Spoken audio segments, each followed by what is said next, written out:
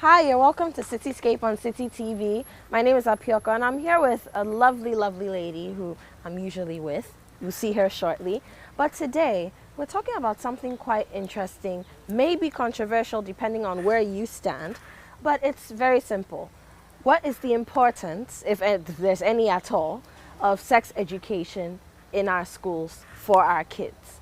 So start thinking about that. This is Citi Scape on Citi TV. Welcome.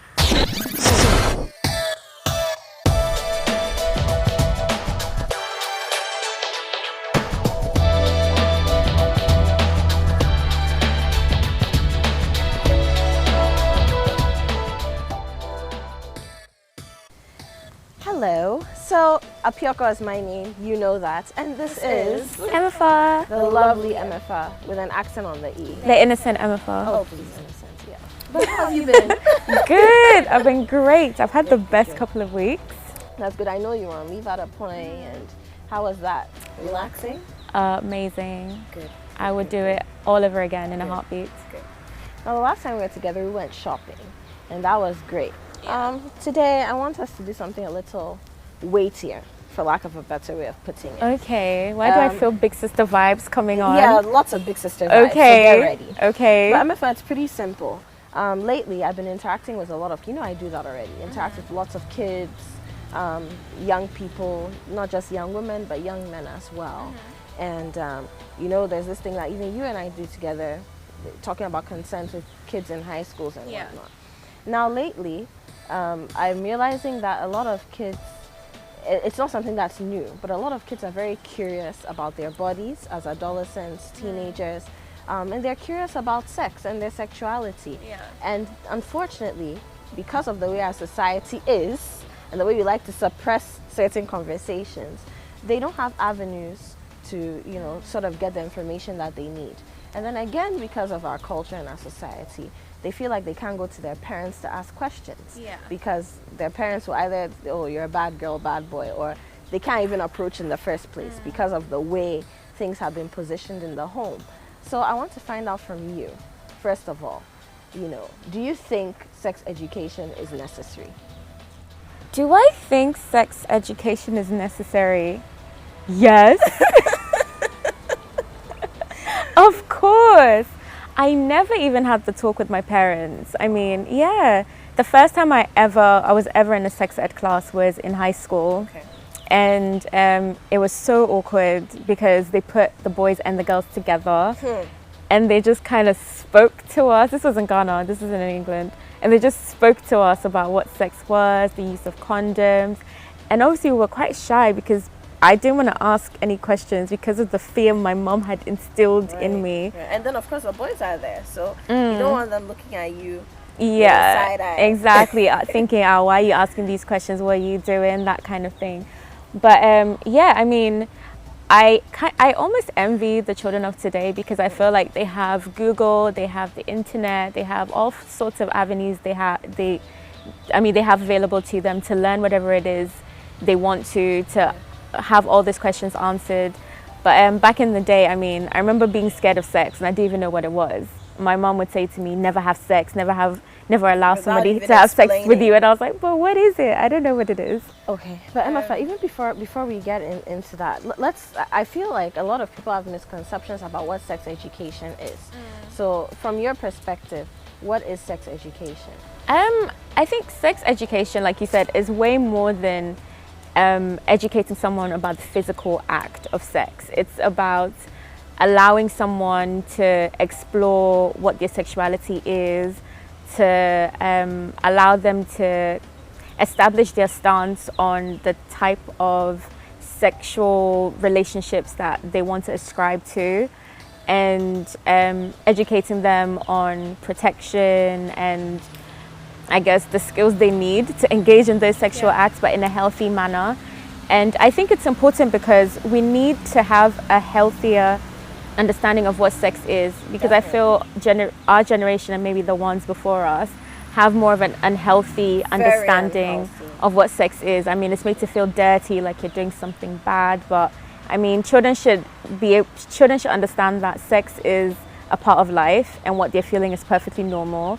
and they shouldn't be made to feel dirty about wanting to know certain things and wanting to have certain questions answered. And I think apart from that, I mean, everything you said I totally agree with, but in addition to that, also getting young people, especially the adolescents, I mean, you're getting to 12, you're a young woman, you're starting to grow these beautiful mounds on your chest, you know, if you might start menstruating soon. For the boys, the beards are coming, they're looking more like their fathers when they look at themselves in the mirror. And it's confusing because you're seeing yourself transform and you didn't expect that. And you're still a child, right? So you don't really know exactly, how to handle it. Exactly. But when you go through sex education, I feel as though if it's done and done well, you're also opened up to a world that allows you to sort of understand who you are and who you're becoming better as far as your biological makeup is concerned, you know. And I mean, kids right from what, 0 to 1 year Yeah, you're exposed to all forms of sexual imagery. TV, Yeah, this woman dressed this way, this man. even cartoons kiss. Cartoons have relationships. It's so crazy. Men with chiseled abs, and you start thinking that's who you want to be. And so the girls start thinking that's nice, but they don't really understand why. And you're growing up and you're seeing that maybe your big brothers or your older cousins seem to like women who have a certain backside or look a certain way, have a certain face. So you start thinking that you should look a certain way if you're to be accepted. Without even knowing it. And I think that good sex education allows you to sort of explore the options and just realize that you are who you are and move forward with it, you know. Okay, so having said that, who should teach sex education? Who should teach it? Between our parents and schools, who should teach it? Loud. Oh wow. No, I couldn't imagine my mom doing it. My mom wouldn't even say the word sex. Sorry, Mom. She would. But you're a grown woman, and of course you've had certain experiences with your mom on that front. So of course you can't imagine her. Yeah, but even would you have preferred if she did when you were growing up? Not my mother. No. Why not? Because of her personality. She's very crisp. Okay. And she finds certain things a little awkward. And I feel it would have made the conversation very awkward. I'd rather my dad. My dad is very straight to the point. You know, he'll just be like, this is this, this is this. Don't do this if you don't want this to happen. Take care of yourself in this way. My mom would be a bit more emotional and already it's very uncomfortable. So it'd just be a cringe fest. So I'd rather my dad or whoever is the more, the less cringy person in the relationship, because I'm sure there are people who have cringy dads. Of course, definitely. So if your dad's cringy, then that's going to make the whole thing so cringe. What happens when both of your parents are then a grandparent and you really can't, or an uncle? Because I know my brother, my uncle gave him the sex talk, and I'd rather my uncle actually, if I could choose. Because he's more open. Yeah, he's more chilled. He's one of our best friends. He's like the coolest uncle ever. Okay. So I'd rather him. Yeah. So for me, my mom was also a child psychologist. I mean, at a point she had, So we had all these books, and it was always, and again, sex education.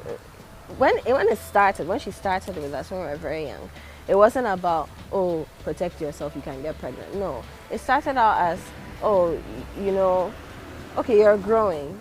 Now you're growing hair in your armpits, so you have to wash your armpits so that they don't smell. Things like that. So she eased yes, very much so. And then she would make us read these books and, you know, talk about how, oh, you know, when you go out, apart from not just talking to strangers, don't let anybody touch you in a way you're not comfortable. Your body belongs to you. And there was a book that we used to read together, My Body Belongs to Me. So, I mean, it has a story about a young boy whose nanny was trying to touch him inappropriately, and he was able to tell her, you know, my body belongs to me, I don't like it. So very early on we had these notions that our bodies belong to us and you can't touch me if I'm not comfortable. So from the beginning at home, sex education wasn't about, oh, you might have a boyfriend, don't sleep with him. No, it was more about, you might encounter people who are not very nice people or very safe to be around. So just make sure that you feel comfortable telling me or telling your father if somebody does something, especially when it has to do with your body, that you're not comfortable with or that you think is wrong. And my dad wouldn't talk about it directly, but as we grew up, he would insist that we invite our male friends home. So we'd have barbecues, and most of our friends were guys. My sisters and I, we're still pretty much tomboys, even though it doesn't always look that way. But invite the boys home, have conversations with them about football and anything and everything, but not about about dating us. Those conversations never came up with the boys. But now I understand that I was giving them an opportunity to sort of size them up and see what your types were. Exactly. Yeah. And then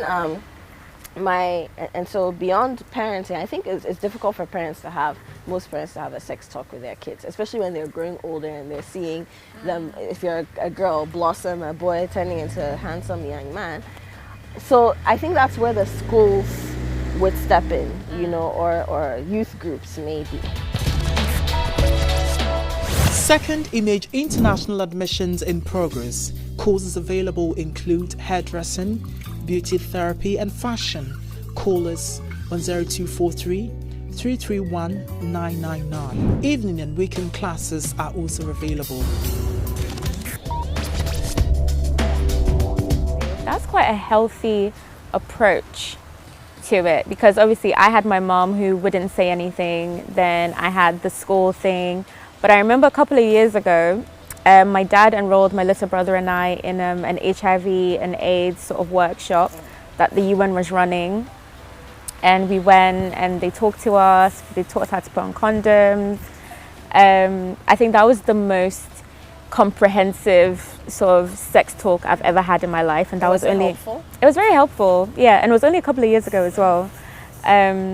But yeah, I definitely think parents, if they can't do it, they should find someone who can, maybe an uncle or something that the kids are close to. But it sounds like your parents had a very healthy approach. I was just lucky because of the backgrounds they were coming from. Yeah, child psychologists as well. Doesn't get any better than that. But yes, so moving away from parents a little bit and back to groups and schools and institutions that are trying to do sex ed, do you think that our government should push a comprehensive sex ed program in our schools, or sort of have community youth groups that do it? I definitely, because I remember a couple of years ago, a story broke about some child prostitutes in the Cape Coast area. I remember that. They were 9 and 10, taking one CD, 2 CD from whomever would come along, and that's scary. I think if the government got involved, these kids would know what it means to be a child. They would actually have a childhood. And our teenage pregnancy rates will go down as well. I mean, it's a win-win for everybody. Just that 1 hour, 2 hours you spend just talking to somebody and putting words to things they don't necessarily understand would make such a huge difference. So yeah, I definitely think they should get involved. I think especially in deprived communities, it would be very useful. Yeah. Because you and I, and a lot of you watching, have been very privileged to come from backgrounds where our parents are enlightened, educated. A lot of Ghanaian children don't have that. So, you go to parts of Accra, right here in Accra in the city, and I remember last year, was it 2 years ago, some of our reporters from Citi, Philip Ashong, Nana Boachi, they had gone into the Jamestown area, Bukom area, and they were interacting with some of the young ladies there, and they tell you things like, I've given birth, so I've arrived in life, and these are 15-year-olds. What? Yes, I've given birth, and their parents are not necessarily encouraging them to go to school because the parents are saying things like, the clothes that I wear to funerals and weddings is more expensive than what your teachers wear. They can't afford it. So yeah, you're better off getting married. Somebody can take care of you, have some small job, and then you give birth. Yeah, that's the mentality right here in Accra. And some of the deprived areas of Accra. So imagine what happens when you move more deeply into the hinterlands. And so if you're coming from a home where that enlightenment is not there, having books to read are not there, then having the government step in with some kind of program where, in your school, some psychologist comes once a month, or a doctor or a midwife, somebody just to come and just someone to even put words to those. those feelings and those thoughts you don't Sometimes understand. just even tell you, you know what, you're growing beautifully. Stay like this. Your boobs are okay. It's okay you have big boobs at this age. It's very interesting. Well, you're watching Citi Scape on Citi TV, and we've been talking about sex education in the Ghanaian child, how important it is it important at all, should we do it, and just, you know, a few minutes ago talking about whether the government should have some kind of intervention to make sure that it's done in our schools. Stay tuned.